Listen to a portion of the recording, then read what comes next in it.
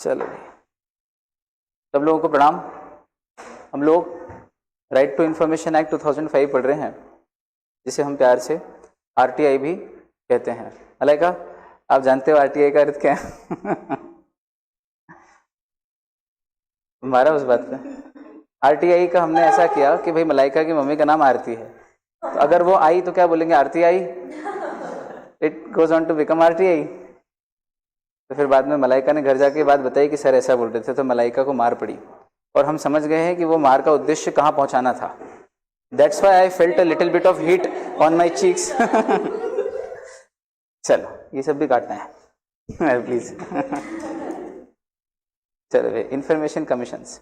देखो यार, कोई भी एक्ट अगर बनता है हमारे देश में तो उसकी एक रेगुलेटरी बॉडी तो होती है। मैंने आपसे पहले भी कहा था, चाहे सेबी हो, सेबी एक्ट में, कंपनीज एक्ट में आरओसी रीजनल डायरेक्टर हो, अथवा और कोई कंपटीशन एक्ट में कंपटीशन कमीशन ऑफ इंडिया है, कंज्यूमर प्रोटेक्शन एक्ट में कंज्यूमर फोरम्स हैं।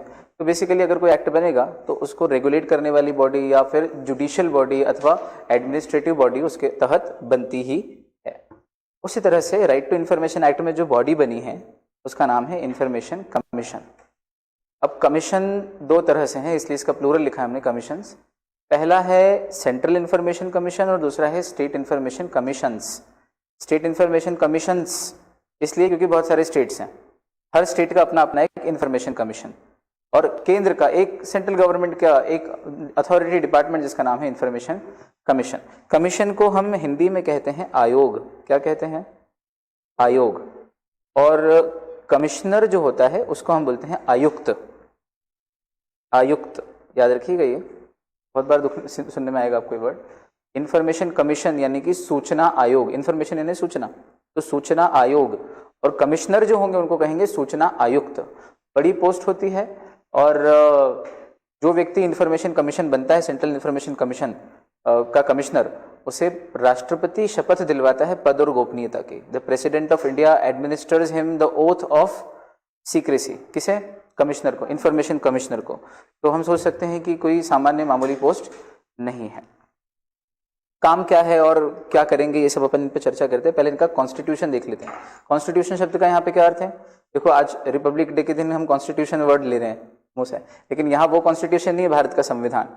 यहाँ पर कॉन्स्टिट्यूट नाम की एक वर्ब है इंग्लिश की, जिसका नाउन फॉर्म यूज किया जा रहा है। कॉन्स्टिट्यूट यानी बनाना, गठन करना।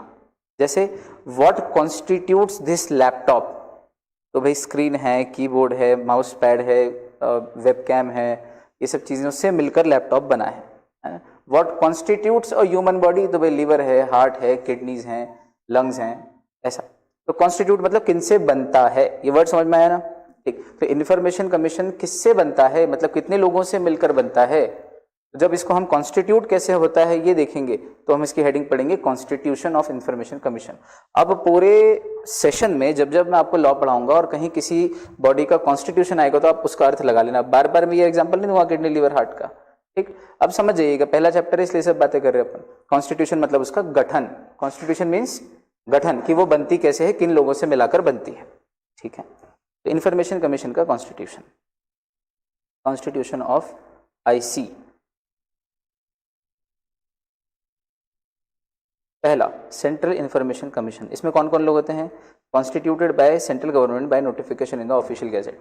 तो कौन बनाता है सेंट्रल इंफॉर्मेशन कमीशन को? Central government. कैसे बनाती है? ऑफिशियल गैजेट में नोटिफिकेशन जारी करके। ऑफिशियल गैजेट मतलब सरकार का राजपत्र, सरकार का न्यूज़पेपर। सरकार कुछ भी करती है तो उसकी जानकारी अपने सरकारी राजपत्र में सूचित कर देती है। Notification in the official gadget. एक काम करो, आप हमेशा प्यार से इसको एनआईओजी बोलिएगा, एनआईओजी। अब मैं कभी भी कहूंगा कि ये बॉडी कैसे बनी, एनआईओजी से, तो समझ जाओगे। NIOG means notification in the official gadget.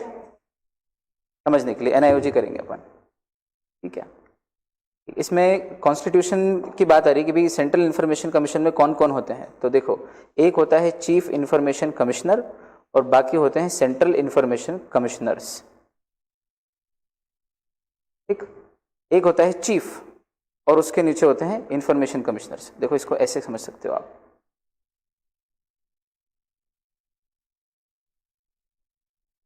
एक होता है चीफ और उसके अंडर में होते हैं उसके सबऑर्डिनेट। कितने? 1 2 3 4, मैक्सिमम अप टू 10, इतने भी हो सकते हैं, 10 हो जरूरी नहीं है। देखो उन्होंने क्या लिखा है, मैक्सिमम 10 लिखा है ना, मतलब 10 से ज़्यादा नहीं होंगे, 10 से कम हो सकते हैं, ठीक। चीफ, अब चीफ का नाम क्या है, चीफ इंफॉर्मेशन कमिश्नर, और ये जो 1 से लेके 10 तक होंगे मैक्सिमम, इनको क्या बोलेंगे, इंफॉर्मेशन कमिश्नर्स। देखो भाई, चीफ इंस्पेक्टर के नीचे कौन होगा, इंस्पेक्टर, चीफ इंस्पेक्टर के नीचे इंस्पेक्टर, ठीक। उसी तरह से चीफ कमिश्नर के अंदर कमिश्नर, चीफ के अंडर में नॉर्मल, चीफ हटा दो पद बस, चीफ को छोड़ के बाकी सब नॉर्मल, जैसे चीफ जस्टिस, और चीफ जस्टिस के अलावा बाकी जो जजेस हैं सुप्रीम कोर्ट में वो सब जस्टिस, क्या हटा देंगे उनके नाम से, चीफ, चीफ तो एक ही होगा ना। तो चीफ इंफॉर्मेशन कमिश्नर कितने, एक, और बचे हुए जो है वो इंफॉर्मेशन कमिश्नर, और चूंकि सेंट्रल इंफॉर्मेशन कमीशन के इसलिए सेंट्रल इंफॉर्मेशन कमिश्नर, रटना की जरूरत ही नहीं है, लॉजिकल है।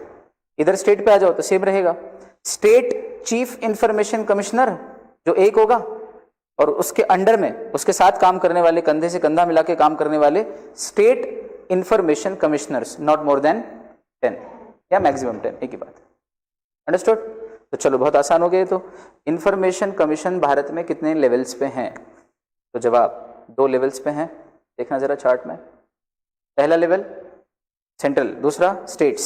सेंट्रल लेवल पे जो इंफॉर्मेशन कमीशन है उसमें कितने लोग होते हैं, बोले एक चीफ, सेंट्रल चीफ, पढ़ना है ना मन से, लॉजिक से, central chief information commissioner and central information commissioners, maximum 10, up to 10, not more than 10। State पे आओ, स्टेट में कितने इंफॉर्मेशन कमिश्नर और कैसे क्या कमीशन बनता है, बोले एक chief, state chief information commissioner और उसके साथ काम करने वाले state information commissioners, not more than 10। खत्म, किससे ही खत्म, दिमाग नहीं लगाना अब। चलो अब इनको अपॉइंट कौन करता है, बहुत आसान, स्टेट में तो गवर्नर करेगा, क्योंकि स्टेट में चीफ गवर्नर होता है। Who is the first citizen of the state, governor. State का पहला नागरिक या स्टेट का पहला प्रमुख व्यक्ति कौन, गवर्नर, बिगेस्ट पोस्ट। और केंद्र में देश का प्रेसिडेंट। तो फिर सेंट्रल इंफॉर्मेशन कमिश्नर को प्रेसिडेंट अपॉइंट करेगा और स्टेट इंफॉर्मेशन कमिश्नर को स्टेट का गवर्नर अपॉइंट करेगा। तो शपथ कौन खिलवाएगा, ऐसे 2 पोडियम होंगे, एक उधर एक इधर, इधर से राष्ट्रपति बोलेगा शब्द और उसको उधर वो दोहराएगा। देखा है ना आपने शपथ लेते हुए, मैं अरविंद केजरीवाल दिल्ली के मुख्यमंत्री पद की शपथ लेता हूँ, 3 बार ली उन्होंने, एक के बाद एक, जल्दी जल्दी। खैर, तो ये हो गई एक बात। चलो उसी तरह स्टेट में गवर्नर, लेकिन किसको अपॉइंट करना है, इसको रेकमेंड कौन करेगा। उदाहरण के तौर पर मान लीजिए हमारे राजवीर भाई हैं, ये शपथ दिलवाएंगे यहाँ पर जो भी टीचर आएगा उसको, पर यहाँ जो टीचर आएगा उसको रेकमेंड कौन करेगा कि यहाँ कौन आएगा। भाई मैं यहाँ आ जाऊँगा रेकमेंड होके तो ये शपथ दिलवा देंगे और ये मुझे अपॉइंटमेंट लेटर देंगे, इनकी साइन से मैं अपॉइंट होऊंगा, लेकिन मेरे यहाँ तक पहुँचने का, ये अपॉइंट कर रहे हैं उसके पहले किसी ने रेकमेंड किया होगा ना मुझे, तो रेकमेंड कौन करता है, तो रेकमेंड करने के लिए कमेटी बनती है और उस कमेटी में कौन कौन होता है, एक चेयरमैन और 2 मेंबर। क्या, एक चेयरमैन और 2 मेंबर, और वो चेयरमैन होता है प्राइम मिनिस्टर ऑफ इंडिया और 2 मेंबर होते हैं, और वो 2 मेंबर कौन होते हैं, एक तो लीडर ऑफ ऑपोजिशन इन लोकसभा, विरोधी पार्टी जो सबसे बड़ी विरोधी पार्टी होती है, विपक्ष, ऑपोजिशन यानी विपक्ष, तो विपक्ष का जो नेता होता है वो, और दूसरा एक यूनियन कैबिनेट मिनिस्टर, कोई भी एक यूनियन का कैबिनेट मिनिस्टर। कैबिनेट मिनिस्टर मतलब बड़ा पद, गृह मंत्री, रक्षा मंत्री, वित्त मंत्री, इस तरह के जो बड़े पद होते हैं वो। मंत्री और कैबिनेट मंत्री में क्या अंतर है, कैबिनेट प्राइम मिनिस्टर के क्लोज होती है, प्रेसिडेंट के भी क्लोज होती है, और मंत्रियों में भी महत्वपूर्ण मंत्रालय से जो बनती है उसको बोलते हैं हम कैबिनेट, ठीक। मंत्री तो बहुत सारे हो सकते हैं, हो सकता है मोदी सरकार में 70 मंत्री हों, अलग अलग 60 मंत्री हो, 50 मंत्री हो, छोटे छोटे मंत्रालय, नर्मदा मंत्रालय, गंगा मंत्रालय, वन विकास मंत्रालय, लेकिन कैबिनेट कुछ 4, 5, 6, 8 मंत्रालयों को मिला के ही बनती, खास खास मंत्रियों की। निर्मला सीतारमन, राजनाथ सिंह, अमित शाह, या कृषि मंत्री भी कैबिनेट में जाएंगे, अपने एमपी के ही हैं, नरेंद्र सिंह तोमर, अभी कृषि मंत्री का बहुत नाम चल रहा है ना फार्म लॉस को लेके। खैर, तो अभिप्राय समझ में आया क्या है, तो देखो बड़ा आसान है, करना कुछ भी नहीं है। एक कमेटी होती है, वो कमेटी रेकमेंड करती है, कमेटी रेकमेंड्स, किसका नाम, मिस्टर एक्स का नाम रेकमेंड करती है, तो फिर मिस्टर एक्स क्या करते हैं, अपॉइंट होते हैं, अपॉइंटेड बाय प्रेसिडेंट अगर सेंट्रल में हो तो, और गवर्नर अगर स्टेट में हो तो। लेकिन अभी स्टेट को छोड़ते हैं अपन, ये जो कमिटी है जो रेकमेंड करती है, इस कमिटी में कौन कौन होता है? Committee comprises of 1 chairman and 2 other members plus 1 member plus 1 member, ठीक है। ये चेयरमैन कौन होता है? Prime minister of India. Other member कौन होता है? लीडर ऑफ ऑपोजिशन इन लोकसभा, आसान। और तीसरा यूनियन कैबिनेट मिनिस्टर। ये तीनों की जो कमिटी है वो बैठती है, बैठ के डिसाइड करती है कि किसको बनाना है, और तीनों डिसीजन लेने के बाद उस व्यक्ति का नाम रेकमेंड करते हैं प्रेसिडेंट को, और प्रेसिडेंट फिर उस व्यक्ति को शपथ खिलवा के साइन करके अपॉइंट कर देता है। सेंट्रल चीफ इंफॉर्मेशन कमिश्नर भी और चीफ इंफॉर्मेशन जितने भी कमिश्नर है वो भी। ये आ गई बात समझ? अभी अभी हुए थे 28 सीट पर चुनाव, बिल्कुल बाढ़ आ गई बीजेपी की, एक तरफा मेजोरिटी हो गई, अगले 5 साल तक कोई हाथ में लगाएगा सरकार को। तो हमारे यहाँ तो सरकार बन गई। हमारी ऑपोजिशन पार्टी कौन? कांग्रेस। तो मिनिमम कितनी सीट चाहिए? 23, 10%। उनके पास तो ज़्यादा ही है, अच्छी खासी 90-100 सीट के आसपास उनके पास। आपने स्टार्ट कर दिया ऑन। तो लीडर ऑफ, है ना, leader of opposition, union cabinet minister और पीएम, ये तीनों बैठक करके मिलजुल के मंथन करके एक व्यक्ति का नाम सोचते हैं और उस व्यक्ति को प्रेसिडेंट को रेकमेंड कर देते हैं, और प्रेसिडेंट उस व्यक्ति को सेंट्रल इंफॉर्मेशन कमीशन में चीफ कमिश्नर या अदर कमिश्नर के तौर पे अपॉइंट कर देता है। फिर आओ स्टेट तरफ। तो स्टेट में कौन होगा? गवर्नर अपॉइंट करेगा। पर गवर्नर अपॉइंट करेगा किसकी रिकमेंडेशन पे? ऑब्वियसली सीएम पीएम को इक्वेट कर सकते हो आप। स्टेट में सीएम सबसे बड़ा है आफ्टर गवर्नर, मतलब जैसे प्रेसिडेंट के बाद पीएम बड़ा है, वैसे यहाँ गवर्नर के बाद सीएम बड़ा है। तो chief minister will be the chairman of the committee. इसके बाद स्टेट में जो लीडर ऑफ ऑपोजिशन होगा वो, और स्टेट का एक cabinet minister, state cabinet minister. तो जहां जहां यूनियन है वहां वहां स्टेट कर दोगे, जहां जहां पीएम है वहां वहां सीएम कर दोगे, जहां जहां प्रेसिडेंट है वहां वहां गवर्नर कर दोगे, और बाकी चीजें सेम चलेंगी। फाइंड एंड रिप्लेस का फीचर आपको माइक्रोसॉफ्ट वर्ड में अच्छे से आता है, कैसे चमत्कार को बलात्कार किया जाता है। देखिए क्या 3 इडियट्स? नहीं, वो आप पिक्चर देखिए, पिक्चर की बात कर रहे हैं। और मजा सबको आया है। उन चीजों पे देश हंस सकता है, उन चीजों पे देश हंस सकता है, समझना आप। करणी सेना वालों ने ये नहीं कहा कि ये क्या बकवास चल रहा है, ये कैसा स्पीच है, कॉमेडी के लिए ही सही, इसको क्यों डाला गया मूवी में? वो कह रहा है कि हमारे प्रिंसिपल ने बहुत सारे बलात्कार किए हैं और सब हंस रहे हैं, और पद्मावती, मूवी का नाम पद्मावती रख दिया तो आपको प्रॉब्लम है। मतलब डबल स्टैंडर्ड देख रहे हो आप। जो जेन्युइनली ऑब्जेक्शनेबल है ना, हंसी के नाम पे कुछ भी परोसा जा रहा है वो चल जाएगा आपको, लेकिन जहां उसका असल नाम है, आप अपने इतिहास को पोर्ट्रे कर रहे हो, शील की कैरेक्टर की मिसाल है Padmavati. I won't let anybody touch my body except my husband, no rival should come in and touch, even touch me, I will die but not let anybody touch me. कितनी बड़ी शील की, सतीत्व की मिसाल है वो हमारे देश की एक महानता है। वो जब शो कर रहे हैं और बहुत ग्रैंड लेवल पे शो कर रहे हैं अच्छे से, तो वहां आपको प्रॉब्लम आ रही है। तो बातें तो सब अपनी जगह हैं। Qualification of central and state commissioners, तो ये जो सेंट्रल और स्टेट कमिश्नर होंगे इनके क्या क्वालिफिकेशन होंगे, मतलब डिग्री क्या होनी चाहिए इनके पास, कम से कम बेसिक डिग्री क्या होनी चाहिए। तो यहाँ क्वालिफिकेशन का अर्थ डिग्री है क्या? जवाब आया नहीं। यहाँ क्वालिफिकेशन का अर्थ डिग्री नहीं है। भाई पढ़ाई लिखाई की डिग्री तो क्वालिफिकेशन में आती है, इसके अलावा और भी उनकी जो क्वालिटीज हैं, उन क्वालिटीज को हम यहाँ क्वालिफिकेशन बोल रहे हैं। तो क्या क्वालिटीज होनी चाहिए उनके अंदर? क्यों ये कॉमन है क्या? आप देख रहे हो एरो, यहाँ से यहाँ तक जो एरो जा रहा है यहाँ तक, है ना, कि मतलब चाहे स्टेट के हों या सेंट्रल के हों, क्वालिफिकेशन तो कॉमन है। तो वो क्वालिफिकेशन क्या है जरा एक बार देख लें, बहुत आसान है। They shall be a person of eminence in public life, उनका जो भी पब्लिक लाइफ रही हो उसमें वो एमिनेंस यानी कि महारथी होने चाहिए। महारथी समझते हो? अपनी फील्ड के एक्सपर्ट। दूसरा, have a wide knowledge in specified field, वो जिस भी फील्ड के हो उसमें स्पेसिफाइड होना चाहिए। लॉ की फील्ड का लॉयर हो तो लॉ में अच्छा उसका गोता लगाया हुआ हो, अगर वो जर्नलिस्ट हो तो जर्नलिज्म की फील्ड में अच्छा प्रतिष्ठित नाम हो। तो एमिनेंट यानी महारथी, और दूसरा वाइड नॉलेज होना चाहिए। समझ आ रहा है बेटा? तीसरा, not be a member of parliament, state legislature या यूनियन टेरिटरी। नॉट बी या नॉट हैव बीन, देखो आप इंग्लिश लैंग्वेज पढ़ना सीखो ना लॉ के साथ साथ। वो कभी नहीं रहा हो ये बोला है या अभी नहीं हो जिस समय अपॉइंट कर रहे हैं? नॉट बी यानी अभी नहीं होना चाहिए। पढ़ना सिखा रहा हूं लॉ इंटरप्रिटेशन, अभी नहीं होना चाहिए। अगर उनको ऐसा लिखना होता है कि ना अभी हो ना कभी रहा हो, तो क्या लिखते, शुड नॉट बी और have been a member of, slash लगा के हैव बीन भी लिखते बी के बाद। तो उसका अर्थ क्या होता, अभी अगर वो पार्लियामेंट का, यूनियन टेरिटरी का या स्टेट लेजिस्लेचर का मेंबर हो, यानी एमपी एमएलए हो, तो या पहले कभी रहा हो तो भी वो नहीं बन सकता। लेकिन अगर पहले कभी रहा हो पर अभी नहीं है, इस समय नहीं है, तो बन सकता है ना। समझ में आया इंटरप्रिटेशन। फिर not be connected with any political party. तो सर एक बात बताओ, पहले कभी रहा हो वो सांसद या स्टेट लेजिस्लेचर का विधायक या यूनियन टेरिटरी का विधायक वगैरह, तो फिर पॉलिटिकल पार्टी से तो कनेक्टेड होगा ही ना।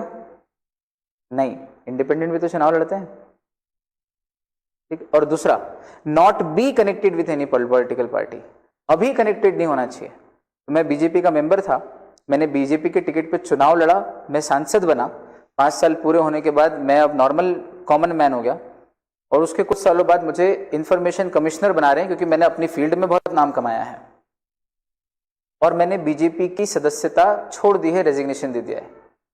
तो भले मैं किसी पॉलिटिकल पार्टी से जुड़ा हुआ था, अभी तो नहीं होना, I can be an information commissioner. आगे बात समझ। And last, to not carry any business और प्रोफेशन, अगर वो ऑलरेडी कोई बिजनेस या प्रोफेशन कैरी कर रहा है, practising CS, practising CA, high court या सुप्रीम कोर्ट का एडवोकेट, ऑन रिकॉर्ड किसी कंपनी में जॉब कर रहा है, या कहीं पे भी कोई बिजनेस, कोई डॉक्टरी, कोई पेशा अगर वो प्रोफेशन कर रहा है, एनी प्लेस ऑफ प्रॉफिट पे वो ऑलरेडी बैठा हुआ है, तो वो इंफॉर्मेशन कमिश्नर नहीं बन सकता। It is a whole time job. आप अगर इंफॉर्मेशन कमिश्नर बने तो आपको पूरा समय वहीं देना है। ऐसा नहीं कि आप कहीं पे भी जॉब भी कर रहे हो, साइड में पार्ट टाइम इंफॉर्मेशन कमिश्नर का काम कर रहे हो, वो नहीं चलेगा। डन डना डन। आगे बढ़ते हैं भैया। Powers of information commission to receive complaints. Receive complaints मतलब, मुझसे किसी ने पहले पूछा था सर पीआईओ भी देने से मना कर दे और हम उससे प्रॉब्लम में हो तो हम कहाँ जाएंगे, तो मैंने कहा था कि इन्फॉर्मेशन कमिश्नर के पास जाएंगे। याद आ रहा है, चीज़ें आगे आती है हमेशा, चिंता नहीं। तो इन्फॉर्मेशन कमिश्नर क्या करेगा, कंप्लेंट लेगा। कंप्लेंट कब लेगा, जब कोई आके कंप्लेंट देगा। हम रिसीव कब करते हैं, व्हेन समबडी गिव्स, यानी कि कोई कंप्लेंट आके करेगा तब हम कंप्लेंट लेंगे। हम कौन, इन्फॉर्मेशन कमिश्नर, ठीक है। Powers of information, the central information commission और the state information commission as a duty. Commission मतलब कमिश्नरी लेना। आप अगर ऑफिस का नाम लिया जाए तो इट इंक्लूड्स कि ऑफिस में बैठा हुआ व्यक्ति, ठीक। तो कमीशन लिखा है मतलब कमिश्नर की पावर है। तो it is duty to receive complaints from any person in the following circumstances. कौन कौन सी सर्कमस्टेंसेस में वो कंप्लेंट रिसीव करता है। तो पहला, if a PIO has not been appointed, अगर मान लो किसी पब्लिक अथॉरिटी में पीआईओ ही अपॉइंटेड नहीं है तो इसकी शिकायत जाके करेंगे ना हम।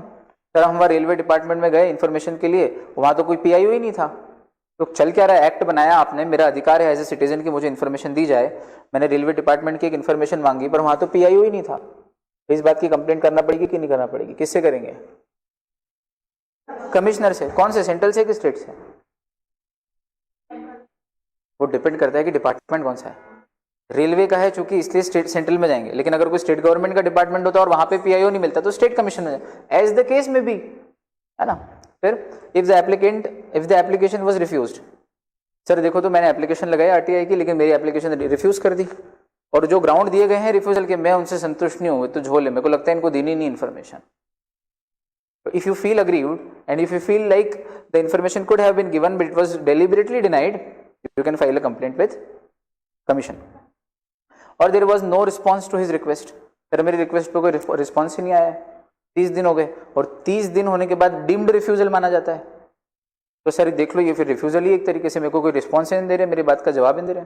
हमको घर में डांट पड़ती है कई बार, अपन टीवी देख रहे हैं मस्त बिल्कुल पूरी तरह से डूब के इंडल्ज होके, और कोई काम बोला गया उधर से और अपन ने जवाब नहीं दिया, अपन सुना अनसुना हो गया, अपन ने सुन भी लिया था, अपन फिर भी मस्त थे अपने काम में, तो फिर दूसरी बार चिल्ला के बोलते हैं कि जवाब तो दो भाई, हाँ या ना तो बोलो कि भाई ये मैं जा रही हूँ अंदर एक काम है, गैस पे रखा है, 2 सीटी के बाद तो बंद करेगा कि नहीं करेगा कुकर, जवाब तो दे, तो उफन जाएगा, खराब हो जाएगा जो भी होगा, नहीं तो अंदर पड़े पड़े जो सामान है वो पूरा खराब हो जाएगा। तो रिक्वेस्ट तो हमने रिक्वेस्ट की है तो उस पर कोई रिस्पांस तो आया यार उधर से, और रिस्पांस नहीं आ रहा है पीआईओ की तरफ से, तो हम कहाँ जाएंगे, कमीशन के पास। बहुत बढ़िया, ये तो हम बचपन से जानते, पता है ये लॉजिक की चीज़ है। बचपन में हम जब खेलने जाते थे बाहर, तो जो उस समय के बड़े भैया दीदी होते थे वो खिलाते नहीं थे। ये सबके साथ होता है कि आपसे बड़ी एक जनरेशन होती है जो थोड़ी तेज चलती है आपसे और आपको बहुत अंडर एस्टिमेट करती है और चिरकुट समझ के भगा देती है, तो जा रहे।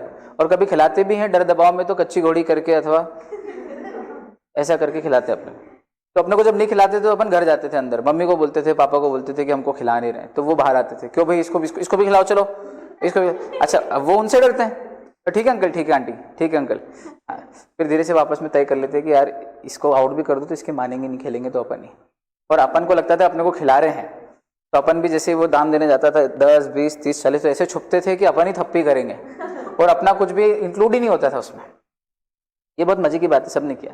लेकिन इसमें आपने एक चीज नोटिस किया, अपन बचपन में एक चीज सीख चुके थे कि अपने से बड़ी एक अथॉरिटी अगर मना करती तो उससे बड़ी अथॉरिटी के पास चले जाओ तो काम हो जाता है ना। ये प्रकृति का न्याय है, नियम है। तो अगर आपको मना कर दिया पीआईओ ने इन्फॉर्मेशन देने से, रिफ्यूज कर दिया, जवाब ही नहीं दे रहे आपकी बात का, तो चिंता मत करो, उसके ऊपर उसका बाप है, कौन? कमीशन, वहां चले जाएंगे हम। And if the applicant feels that the fees charged are unreasonable, अगर एप्लीकेंट को लगता है कि वो जो फीस चार्ज की जा रही इन्फॉर्मेशन देने के लिए वो अनरीजनेबल है, तो इस बात की भी कंप्लेंट कर सकते हैं। तो बताओ यार, ये चारों पॉइंट आपने रट लिए या ये चारों पॉइंट एक बार देख लिए? अब अगर कोई कह दे कि इन्फॉर्मेशन कमीशन के कंप्लेंट रिसीव करने के कुछ पावर्स हैं, बताओ किन किन परिस्थितियों में वो कंप्लेंट रिसीव कर सकती है या किस किस तरह की कंप्लेंट रिसीव कर सकती है? तो बिना देखे भी बोल सकते हो क्या? अब लॉजिक पे बेस्ड, एक तो या तो इन्फॉर्मेशन देने से मना कर दिया हो तो, या कोई जवाब ही नहीं दिया हो तो, या पीआईओ ही अपॉइंट नहीं है तो, या फिर फीस ज़्यादा चार्ज कर ली हो तो। अब इनका ऑर्डर तो चेंज हो सकता है ऊपर नीचे, लेकिन पॉइंट लॉजिकली फिर भी बन जाएंगे। अब मज़ा ये है यार, कोई 10 बार के रिवीजन की ज़रूरत थोड़ी होती है कभी भी।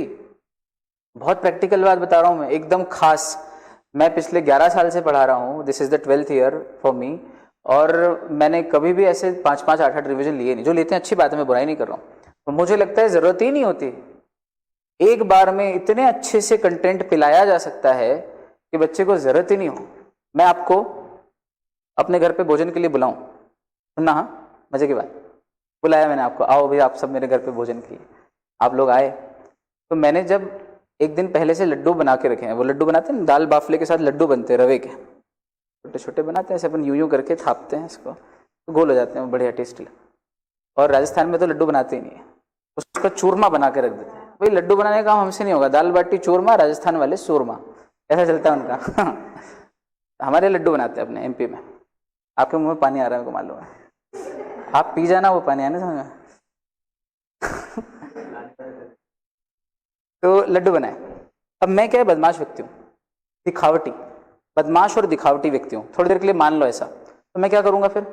मैं सोचूंगा कि यार मेहमान आएंगे तो उनको 3-3 बार लड्डू खिलाएंगे, तो ऐसा दिखावे में अच्छा आएगा कि देखो एक बार नहीं 2 बार, तीसरी बार भी लड्डू का पूछा।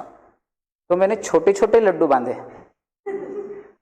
20-20 ग्राम के, 20-20 ग्राम का एक लड्डू, 20-25 ग्राम का एक लड्डू छोटे छोटे बांधे।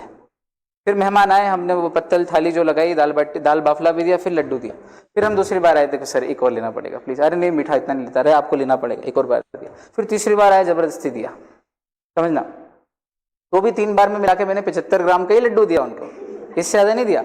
लेकिन भाई ने दिमाग ऐसा लगाया कि गिनती में तो आ गया ना, अब बाहर जाके क्या बोलेगा, यार उन्हें 3 लड्डू खिलाए हुए, बहुत मनोहार की क्या मेहमान नवाजी थी, मजा आ गया।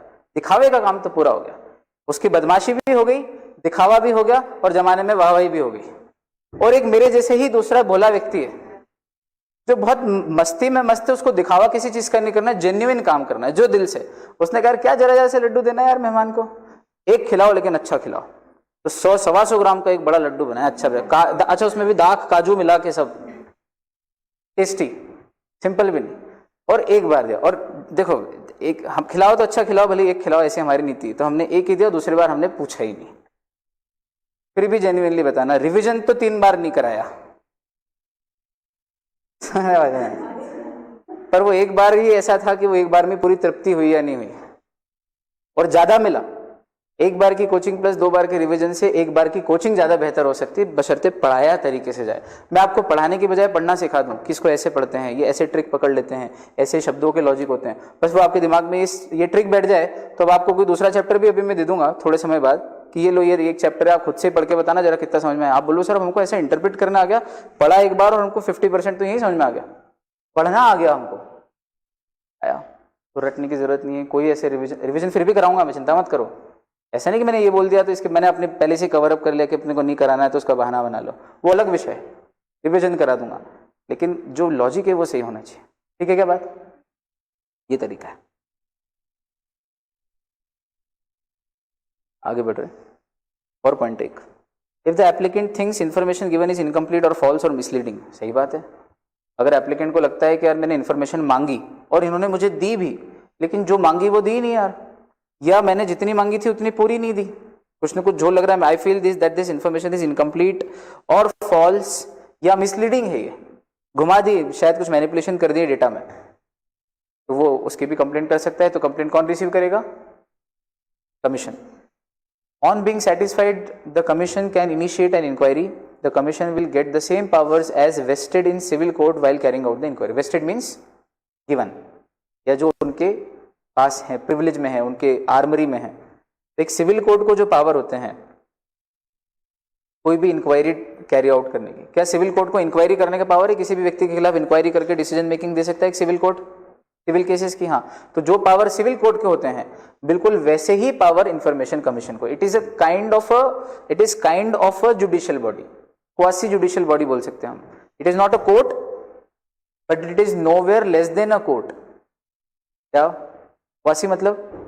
जो वो तो नहीं है लेकिन उससे कम भी नहीं है। जैसे क्वासी कॉन्ट्रैक्ट जो एक्सप्रेसली बनाए तो नहीं है, कॉन्ट्रैक्ट जैसे कॉन्ट्रैक्ट बनते हैं वैसे बने तो नहीं है, लेकिन फिर भी कॉन्ट्रैक्ट से कम भी नहीं है। ऑब्लिगेशन वही होंगे जो एक कॉन्ट्रेक्चुअल ऑब्लिगेशन में होते हैं, आया ना क्वासी कॉन्ट्रैक्ट्स। ठीक, जैसे हमारे यहाँ इंदौर में एक हीना ज्वेलर्स है, तो हीना ज्वेलर्स वाला क्या करते हैं, 4 ग्राम सोने में, 4 ग्राम सोना मतलब कितना सा, 4 ग्राम सोने में 4 चूड़ियां बना देता है। पानी चढ़ाता है सोने का, 4 ग्राम सोने में 4 चूड़ियां कैसे बनेंगी? पानी चढ़ेगा सोने का, ठोस चूड़ी तो बन नहीं सकती, समझ रहे हो? तो हीना ज्वेलर्स का ऐड आता है, 4 ग्राम सोने में 4 चूड़ियां, सोने से कम नहीं, खो जाए तो गम नहीं। है बढ़िया। तो भाई आपका शौक भी पूरा हो गया, पहन के मस्त सबको दिखाते हुए शादी ब्याह में ऐसे यूं नाचो। तो अरे चूड़ी कब ली? अरे अभी इनने ली, परसों दिले मेरे को। तो दिखावे का दिखावा हो जाए और कहीं गुम जाए, कुछ हो जाए तो टेंशन नहीं, 4 ग्राम क्या 10-12 हज़ार की चूड़ियां हैं, 2-4 बार पहन के दिखावा कर लिया तो पैसा वसूल हो जाता है। तो उसी तरह से कोर्ट से कम नहीं, कौन? कमीशन। कोर्ट से कम नहीं पर असल में कोर्ट नहीं, कोर्ट तो नहीं है पर कोर्ट से कम भी नहीं है। पावर तो वही है जो एक सिविल कोर्ट के होते हैं, इंक्वायरी वगैरह करने के और कंप्लेंट लेके एक्शन लेने के। तो अगर इंफॉर्मेशन कमीशन इस बात से सेटिस्फाइड है कि हाँ भाई कुछ ना कुछ तो झोल है, भाई तो आदमी आया है, तूने कंप्लेंट की, हमने इंक्वायरी की और इंक्वायरी करने के बाद हमको लग रहा है कि हाँ कुछ ना कुछ तो, मतलब एक इनिशियल इंक्वायरी, एक इनिशियल इन्वेस्टिगेशन के बाद अगर लगता है कि हाँ कुछ गड़बड़ है तो फिर फाइनली इंक्वायरी इनिशिएट हो जाती है। इंक्वायरी इनिशिएट हो जाती है मतलब अब पूरी विशेष खोजबीन होगी और फाइनली डिसीजन दिया जाएगा कि पीआईओ गलत है या सही है। अगर पीआईओ ने गलती की है, झोल किया है, तो हो सकता है उसको बर्खास्त किया जाए या सस्पेंड किया जाए। किसको? पीआईओ को। तो पीआईओ के खिलाफ एक्शन लेने का पावर किसको है? कमीशन को है। ठीक है, अब मुझे बताइए अपेलेट अथॉरिटीज, ये सुना है आपने? ये अपेलेट अथॉरिटी का नाम ही क्या है, अर्थ क्या होता है? मतलब वो अथॉरिटी जहां जाके हम अपील करते हैं उसे हम कहते हैं अपेलेट अथॉरिटी। अपील कब कर सकते हो आप? तो if a person does not receive decision within specified time और is dissatisfied with the decision of PIO.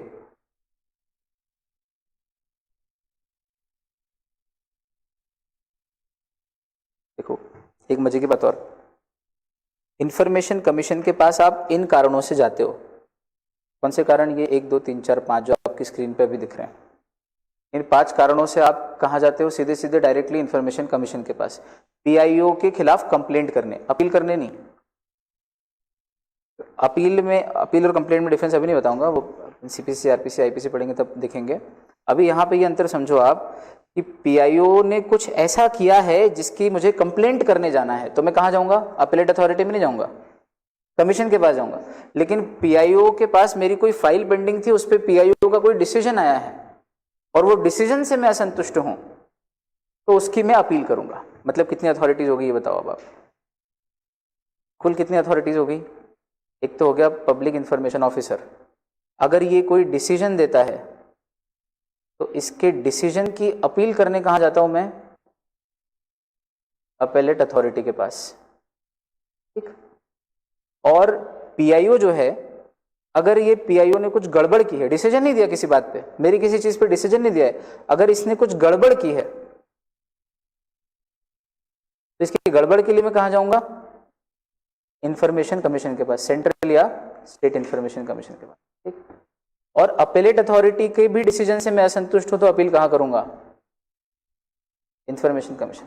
मतलब अगर मैं लेवल ऑफ हायरार्की बताऊं तो सबसे नीचे पीआईओ, पीआईओ से ऊपर अपेलेट अथॉरिटी, और अपेलेट अथॉरिटी से ऊपर इंफॉर्मेशन कमीशन, स्टेट हो तो स्टेट वाला, और अगर सेंट्रल गवर्नमेंट का डिपार्टमेंट हो तो सेंट्रल वाला। अब आप देखो, इंफॉर्मेशन कमीशन दो चीज ले रही है, गड़बड़ अगर कर रहा हो पीआईओ तो डायरेक्ट कंप्लेंट जारी है, इधर से आप देखना ये एरो, अगर गड़बड़ करता है पीआईओ, पांच कारण जो हमने पढ़े थे अभी, उनमें से कोई कारण हो तो उसकी डायरेक्ट कंप्लेंट, पीआईओ की कंप्लेंट कहां हो रही है? सीआईसी एसआईसी में, ठीक। ये तो हुआ एक तरीका।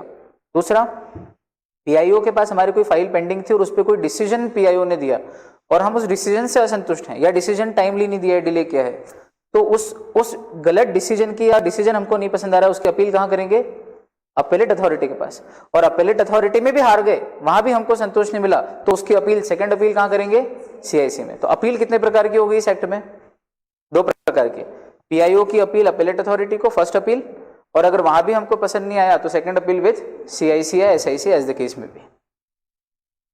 अब अंतर समझ में आया कि वो जो डायरेक्ट पीआईओ के खिलाफ सीआईसी में जा रहे थे वो क्या था, और यहाँ पीआईओ के खिलाफ अपेलेट अथॉरिटी में जा रहे हैं, ये क्या है ना? वहां कंप्लेंट के कुछ अलग ग्राउंड्स थे, उन ग्राउंड्स पे कंप्लेंट कर रहे हैं डायरेक्ट, और यहाँ उसके डिसीजन के खिलाफ अपील कर रहे हैं। Decisions are appealable but irregularities are complainable. और हमने जो 5 पॉइंट पढ़े थे वो इरेगुलरिटीज थी। अंतर है समझ में, है ना? लिखा हुआ नहीं मिलेगा, इंटरप्रिटेशन। चलो तो देखिए वापस, तो ये बहुत महत्व की हो गई दो चीज़। पहले 2 पॉइंट जो है ये circumstances when appeal can be filed, ऊपर के 5 सर्कमस्टेंसेस थे when complaint can be filed, और ये हैं 2 circumstances when appeal can be filed with appellate authority. तो पहला, if a person does not receive decision within specified time और is dissatisfied with the decision of PIO. Decision किस बात का भाई? उसने, मैंने इन्फॉर्मेशन मांगी थी, उसने नहीं दी, और नहीं देने का जो ग्राउंड है वो मुझे समझ में नहीं आया। वो कह रहा है एग्जेम्प्टेड इन्फॉर्मेशन है, पर मुझे तो नहीं लगता कि एग्जेम्प्टेड इन्फॉर्मेशन में आएगी है। तो इन बातों को लेके जो झगड़ा है आपके और पीआईओ के बीच में डिसएग्रीमेंट्स है, उनकी अपील होगी। अच्छा, पहली अपील कहाँ होगी? अपेलेट अथॉरिटी के पास। तो अपेलेट अथॉरिटी होता कौन है? अपेलेट अथॉरिटी मतलब ऑफिसर हुई सीनियर टू पीआईओ। पीआईओ के ऊपर एक ऑफिसर अपॉइंट करती है, उसी का नाम अपेलेट ऑफिसर या अपेलेट अथॉरिटी होता है। तो अलग से कहीं कोई बॉडी नहीं है इसके लिए। पीआईओ के ऊपर जो एक ऑफिसर और अपॉइंट करती है सरकार, उसका नाम होता है अपेलेट अथॉरिटी। ये देखो यहाँ पे बना हुआ है बहुत बढ़िया तरीके से, कौन करता है अपील, किसको करता है अपील, कितने दिन में करता है अपील, और डिस्पोजल टाइम, और ये एक्सटेंशन भी मिलता है क्या? ये 4-5 पॉइंट है, ठीक। और ये पिंक कलर से जो मैं लिख रहा हूँ ये पॉइंट है। तो अपील करता कौन है? मेड बाय अग्रीव्ड पर्सन, जो भी दुखी पीड़ित पक्ष है, जिसको अपील, जिसने एप्लीकेशन लगाई थी लेकिन इन्फॉर्मेशन नहीं मिली और उसको पसंद नहीं आ रहा है ग्राउंड, किसको की जाएगी? ऑफिसर हुई सीनियर टू पीआईओ, यानी अपेलेट अथॉरिटी बोल सकते हैं इसको। इसी का नाम अपेलेट अथॉरिटी है, लिख लो, ये हो गया, ठीक है। फिर टाइम लिमिट कितना है? With in 30 days of the expiry of prescribe time और रिसीट ऑफ डिसीजन। 30 दिन के अंदर अंदर, with in 30 days of the expiry of prescribed time और रिसीट ऑफ डिसीजन, यानी कि पीआईओ ने जिस दिन आपको डिसीजन दिया कि भाई मैं तो नहीं दे रहा, उससे 30 दिन के अंदर अंदर आप अपील कर सकते हो। फिर क्या आपको एक्सटेंशन ऑफ टाइम मिलेगा अपील करने के लिए? मान लो आप 35वें दिन गए अपील करने, तो आपको बोले अलाउड करेंगे अपील करने के लिए? वैसे तो कह देंगे कि भाई 30 दिन का टाइम हो गया, अब अपील नहीं सुनेंगे हम।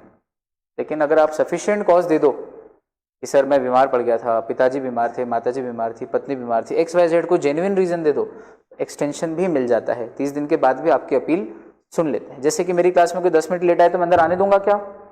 नहीं, टाइम ओवर, क्लास में घुसने का टाइम था, मेरे आने के पहले पहले आ जाओ तो आ जाओ, नहीं तो आने नहीं दूंगा।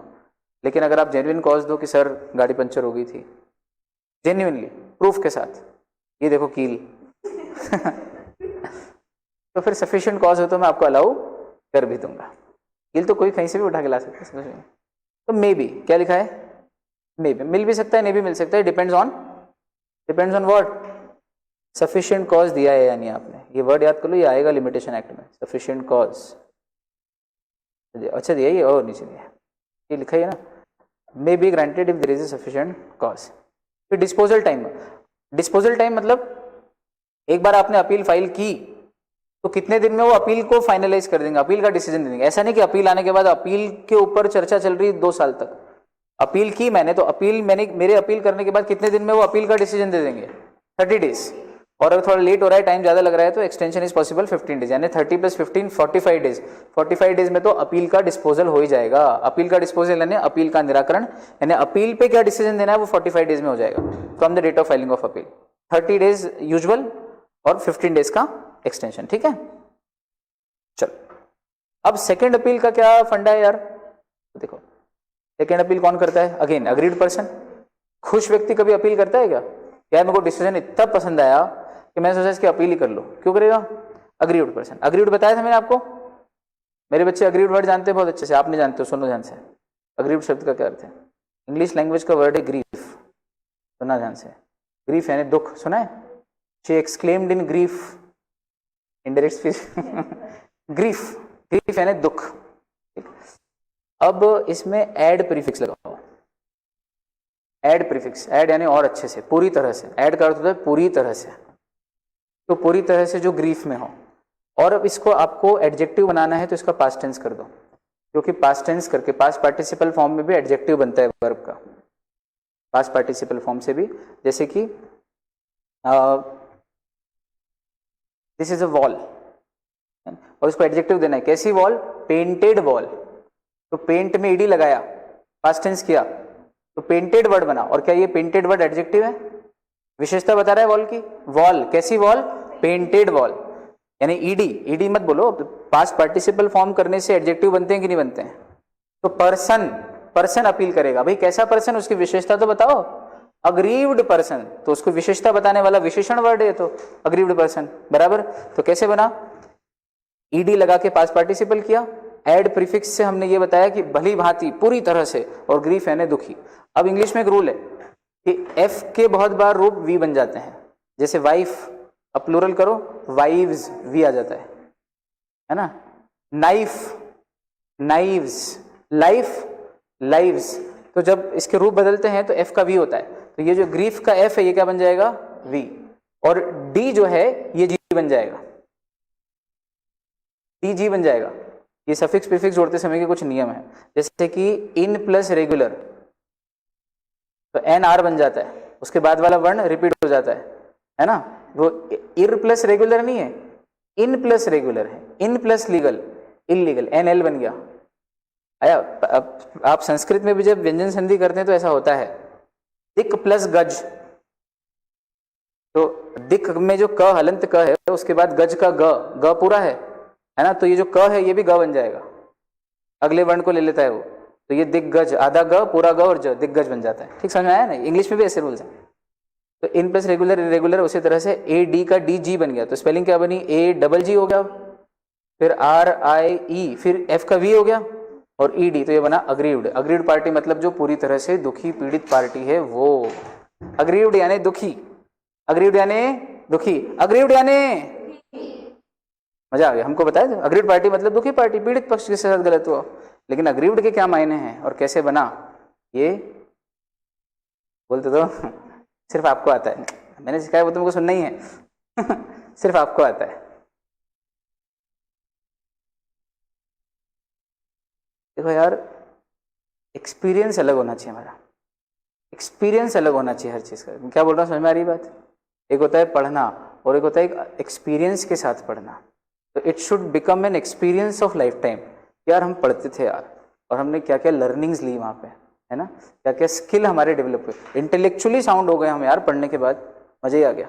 ऐसा करना तो मेड बाय अग्रीव्ड पर्सन, ठीक है। इसे किया जाता है मेड टू CIC और SIC, एज द केस में भी, डिपार्टमेंट कौन सा है। टाइम लिमिट कितना है, तो सेकंड अपील के लिए टाइम लिमिट है फर्स्ट अपील का डिसीजन आने के 90 दिन के अंदर, फर्स्ट अपील के डिसीजन से 90 दिन के अंदर अंदर। टाइम लिमिट का एक्सटेंशन मिलेगा क्या, 90 दिन के बाद भी गए तो, मे be granted if you provide a sufficient cause, है जी। डिस्पोजल टाइम तो ऐसा कुछ भी नहीं, क्योंकि बड़ी अथॉरिटी ना, उनके लिए कोई टाइम लिमिट नहीं दी हमने, वो फिर जो उनको बेस्ट लगे। सीआईसी तो इतनी बड़ी अथॉरिटी को उनको एक्ट टाइम लिमिट नहीं दे सकता है। छोटे अथॉरिटी को टाइम लिमिट दिया, एक्ट नहीं, कि भाई तू पीआईओ के ऊपर जो व्यक्ति है तो 45 दिन में तो सॉल्व कर ही देना। लेकिन एक्ट ने सीआईसी या एसआईसी को टाइम लिमिट प्रिस्क्राइब करके नहीं दी, क्योंकि वो फिर इतनी बड़ी अथॉरिटी कि it is left up to their on description, है ना, लॉजिकल। चलो एक नोट है छोटा सा, ये भी देख लेते हैं, है क्या।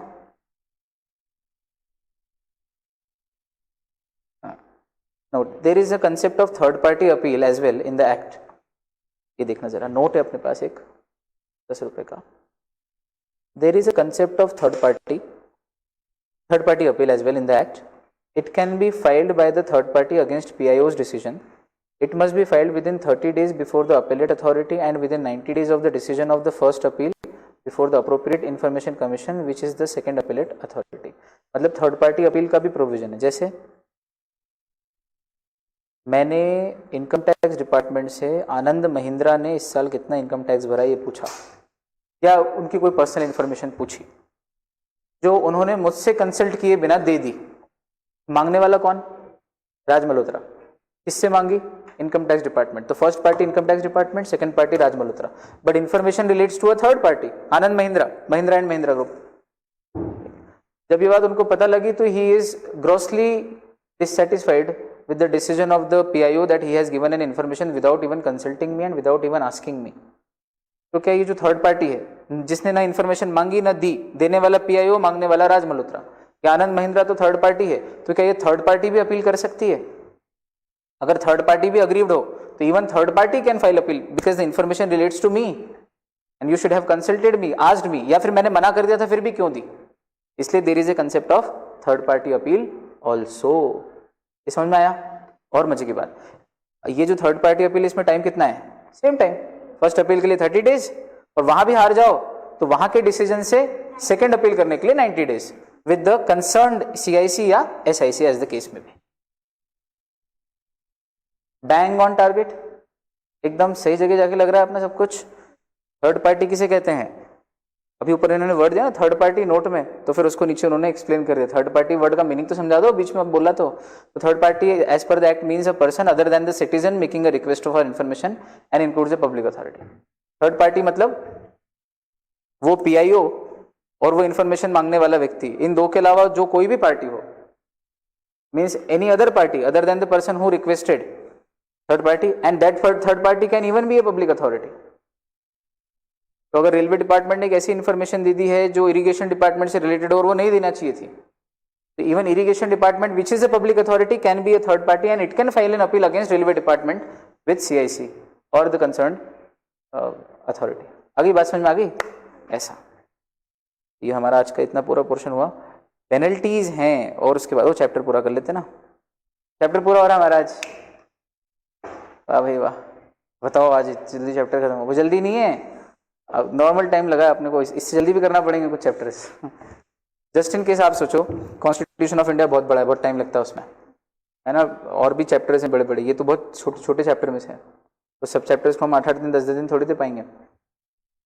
कोशिश करेंगे। वैसे अपने पास 6 महीने का टाइम रहता है। जो रेगुलर बैच होती है साल भर वाली, उसमें 6 महीने पढ़ाते हैं आराम से, 5-6 महीने, तो ताकि लर्निंग में कोई कमी नहीं आए। तो पेनल्टीज भी पढ़ लेते हैं। और पेनल्टीज थोड़े दिन का टाइम लेके, मतलब चैप्टर कंप्लीट होते ही टेस्ट का अर्थ ये रहेगा कि जल्दी से जल्दी, ऐसा। तो पेनल्टी कितनी लगती है इस एक्ट में? अच्छा, लगाता कौन है? इंफॉर्मेशन कमीशन, चाहे वो सेंट्रल लेवल का सीआईसी हो या स्टेट लेवल का एसआईसी हो। किस पे लगाई जाती है? Public information officer. भाई जनता पे तो लगती नहीं ना इस एक्ट में पेनल्टी। जनता बेचारी तो मांगने आती है इन्फॉर्मेशन, और नहीं मिली तो दुखी, मिल गई तो खुश। जनता ने क्या गलती करी, है ना? तेरी हैंडराइटिंग हमको समझ में नहीं, हमको बहुत से गड़ा गड़ा के लिखना पड़ा, साले तेरे चक्कर में हमारा सर दुख गया, तेरे पे 20 रुपए की पेनल्टी। ऐसा नहीं होता। जनता पे कोई पेनल्टी नहीं। पेनल्टी लगेगी तो किस पे लगेगी? पीआईओ पे। कितने रुपए की पेनल्टी? फाइन लगेगा। फाइन मतलब वही पेनल्टी, कितने का? 250 रुपये रोज। जितने तूने इन्फॉर्मेशन देने में डिले किया, 30 दिन तक का तो टाइम लिमिट है। 30 दिन के बाद जैसे 31वां दिन चालू हुआ, पेनल्टी लगना चालू। क्यों नहीं दे रहा है तो इन्फॉर्मेशन? तो 31वें दिन कितने रुपए लगी पेनल्टी? 250 रुपये। 32वें दिन 250 रुपये। ऐसे आगे और कितने दिन तक ये 250 रुपये जुड़ते जाएंगे? 100 दिन तक। और 100 दिन के बाद जब 250 × 100 = 25,000 हो जाएंगे, तो उसके बाद फिर मैक्सिमम पेनल्टी 25,000 की लगेगी, इससे ज़्यादा की नहीं लगेगी। फिर बोले आप 500 दिन बाद दो, 25,000 मैक्सिमम पेनल्टी या 250 रुपये per day, which ever is less. ठीक है, समझ में आया क्या बोले? विच एवर इज लेस, या तो 250 रुपये पर डे या 25,000 विच एवर इज लेस। ये कहाँ लिखा है which ever is less? Maximum लिखा है ना। अगर 25,000 मैक्सिमम है मतलब इससे ज्यादा नहीं हो सकता, और इससे ज्यादा नहीं हो सकता मतलब इन दोनों में से whichever is less. The reason for imposing penalty, क्यों लगाते हैं भाई पेनल्टी? बिना देखे बताना आप क्यों लगाते हैं पेनल्टी। रिक्वेस्ट ही एक्सेप्ट नहीं कर रहा है, फिर डिक्लाइन कर दी है, मतलब जेन्युइन रिक्वेस्ट थी, दे सकते थे, फिर भी मना कर दिया मन से ही, और बहुत देर लगा रहा है, कोई कारण नहीं देरी का, पर देर लगाया जा रहा है, देर लगाया जा रहा है। और बोलो, गलत इन्फॉर्मेशन दे रहा है, मैलाफाइडली, मैलाफाइडली यानी रॉन्ग इंटेंशन से, लिख लो word, mala fide means wrong intentions, गलत इरादों से, रॉन्ग इंटेंशंस से इंफॉर्मेशन को डिनाई कर रहा है, मना कर रहा है, गलत इंफॉर्मेशन दे रहा है, इनकरेक्ट दे रहा है या इनकम्प्लीट दे रहा है, या इंफॉर्मेशन डिस्ट्रॉय कर रहा है, या इंफॉर्मेशन देने में बाधक बन रहा है, नहीं देने दूंगा इंफॉर्मेशन, मेरे जीते जीते ये इंफॉर्मेशन नहीं दी जाएगी, मेरी लाश पे से होकर गुजरना पड़ेगा। आप ऑब्स्ट्रक्शन नहीं कर सकते, इंफॉर्मेशन फर्निश करना है मतलब देना है, तो उसके बीच में ऑब्स्ट्रक्शन नहीं बन सकते। अगर इनमें से कुछ करा तो पेनल्टी लग जाएगी, किस पे? पीआईओ पे। अच्छा सुनो, डिस्ट्रॉय द रिक्वेस्टेड इंफॉर्मेशन, ये जो पॉइंट है सेकंड लास्ट, इसको प्रूव करना बहुत मुश्किल है। ऐसा होता है, डिस्ट्रॉय कर देते इंफॉर्मेशन, नहीं देना होना डिस्ट्रॉय कर दो। जैसे मैंने नेताजी को फोन लगा के बोला कि नेताजी वो कोयला घोटाले की फाइल हमारे पास है और कोई व्यक्ति उसकी आरटीआई एप्लीकेशन लगा रहा है, क्या करूं? हमने उसको सही सही जानकारी दे दी तो आप फंस जाओगे बहुत बुरे। तो नेताजी बोलते हैं कि तुम्हारे ऑफिस में शॉर्ट सर्किट नहीं हुआ क्या बहुत साल से? समझ गए क्या? बोले हाँ सर नहीं हुआ। तो बोले करवा दो। तो शॉर्ट सर्किट हो जाता है और आग लग जाती है, दमकल की गाड़ियाँ पहुँचती, तब तक सब कुछ जल के खाक हो चुका होता है और वहाँ के सारे दस्तावेज जल गए। अब जल गए तो ये तो जेन्युइन रीजन है, इस रीजन से तो पीआईओ कभी भी मना कर सकता है, इस रीजन पे तो पीआईओ मना कर ही सकता है इन्फॉर्मेशन पे कि सर वैसे तो हम मेंटेन करके रखते हैं पूरा डेटा, पर देखो वो पिछले महीने जो आग लगी थी उसमें पूरा डेटा नष्ट हो गया, सॉरी। मनमोहन सिंह के ऑफिस में आग लग चुकी है, कोयला घोटाले की सारी फाइल जल चुकी हैं, कोलगेट स्कैम बोलते हैं उसको, क्या बोलते हैं? कोलगेट स्कैम, कोयला कोलगेट स्कैम। और मनमोहन सिंह जी बेचारे भोले भाले आदमी, 1 रुपये भी बेईमानी का रिश्वत का नहीं खाया कभी उन्होंने, ऑनेस्ट आदमी। We are proud of Manmohan Singh for what he has achieved internationally. पर कांग्रेस पार्टी गलत है ना, वो ऐसा होता है ना, कर्ण बहुत, we are proud of Karna but he was with Kauravas. भाई खुद काजल की कोठरी में रहोगे तो दाग तो लगेगा। तो मनमोहन सिंह जी बेचारे यूं ही बदनाम हो गए, है अच्छा आदमी, बहुत शानदार व्यक्ति। तो कुछ साइन वाइन करा ली होगी उनके भोलेपन में या जो भी हुआ, फंस जाते। एक तो बेदाग आदमी पूरी कांग्रेस में, अगर वो भी फंस जाता तो कांग्रेस की और दुर्गति हो जाती। तो उन्होंने कहा इनको तो बचाओ कम से कम, सारी फाइलों में आग लगवा दी। अब ये कहीं ऑन रिकॉर्ड बोली नहीं जा सकती, हमने ऐसा बोला ही नहीं तो ऐसा कहते हैं लोग कि लगवा दिया, अब वो लग गई या लगवा दी गई पता नहीं। लेकिन आपको समझ में आया कितने तरह के खेल होते हैं।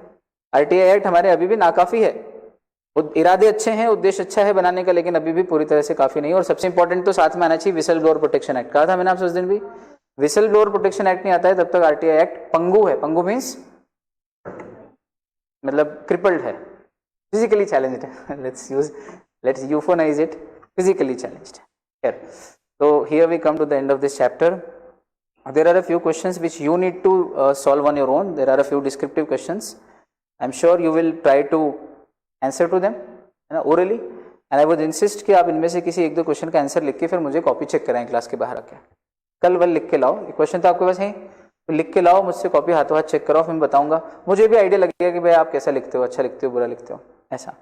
तो ये बढ़िया रहेगा, आपकी लिखने की प्रैक्टिस होती रहेगी इस बहाने। फिर मैं गलतियां बताऊंगा तो आप सुधार करोगे, और ऐसा करते करते हमको लिखना आ जाएगा अच्छे से। This is for the first time in any professional course कि आप लिखोगे। आपने लिखा है, चलो। So shall be meeting you with a brand new chapter tomorrow. Till then it's a bye bye, take care and keep smiling all over. Thank you so much.